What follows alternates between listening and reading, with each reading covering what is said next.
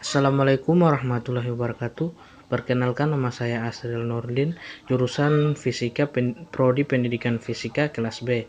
Di sini saya akan menjelaskan sedikit makalah tentang peran dan fungsi mahasiswa menyelesaikan COVID-19.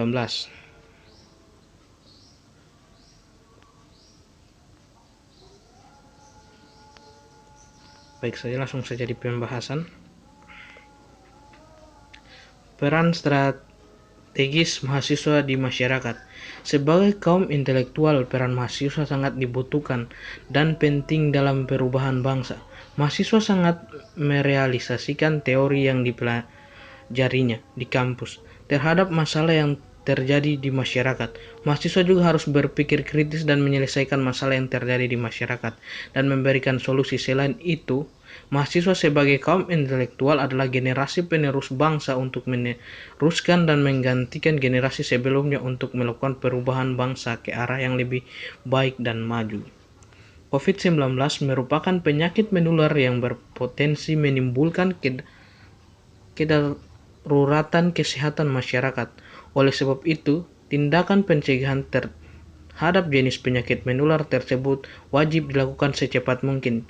Indonesia sebagai negara hukum, maka pencegahan terhadap jenis penyakit menular tersebut wajib dibentuk dalam sebuah aturan atau regulasi.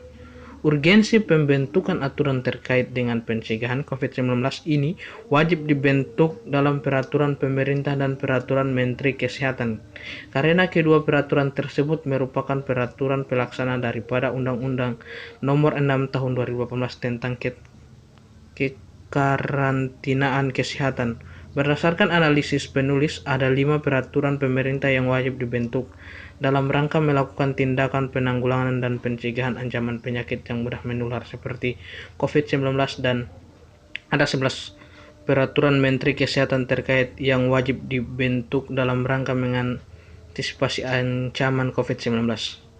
Kedua, jenis peraturan tersebut sangat berguna dalam hal mengantisipasi kedaruratan kesehatan pada akhirnya jurus pada kekarantinaan kesehatan masyarakat Indonesia.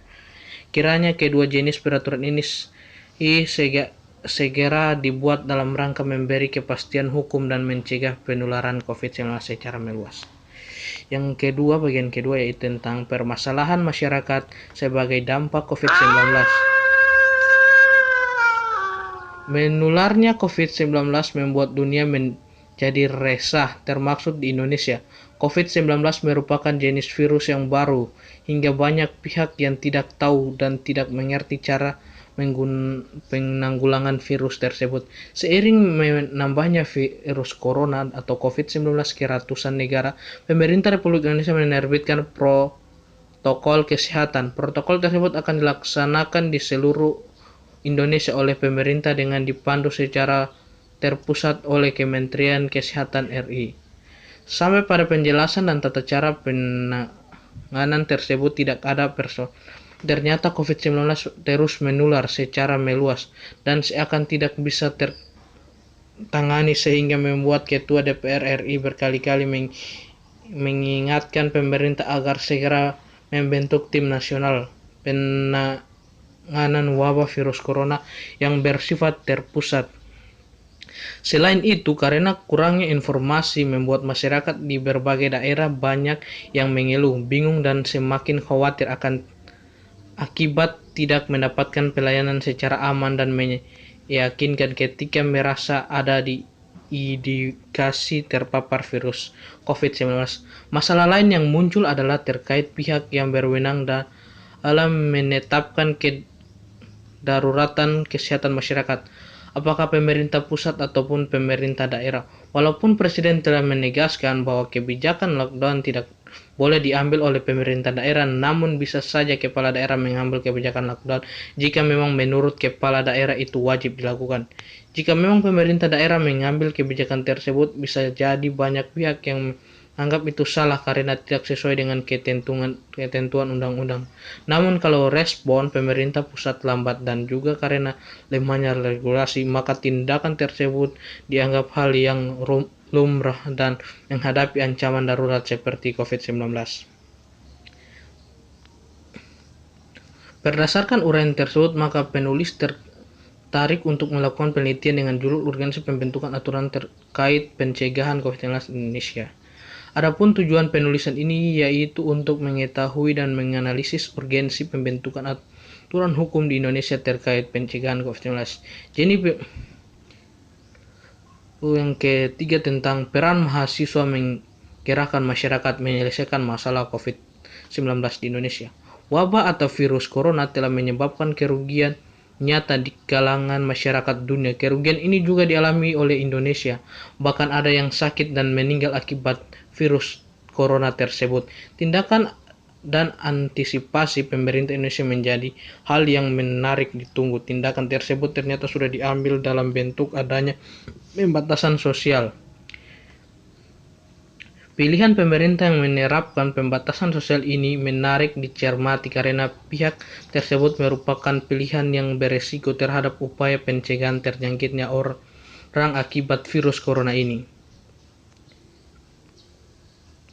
Pada konteks kebijakan sosial safety net di masyarakat diharapkan pemerintah tidak menggunakan pola seperti bantuan langsung tunai, sebab wacana yang beredar di media masa pemerintah akan memberikan stimulus BLT kepada masyarakat dalam menghadapi pandemi COVID-19.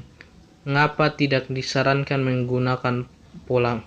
Sudah banyak kejadian penelitian yang menyatakan pola BLT yang ada di Indonesia memiliki keterbatasan. Pertama, distribusi yang tidak merata. Kedua, memicu adanya praktek korupsi dan nepotisme. Ketiga, lemahnya mekanisme koordinasi antara lembaga. Dan keempat, memicu terjadinya konflik di masyarakat akibat cemburu yang terjadi di masyarakat.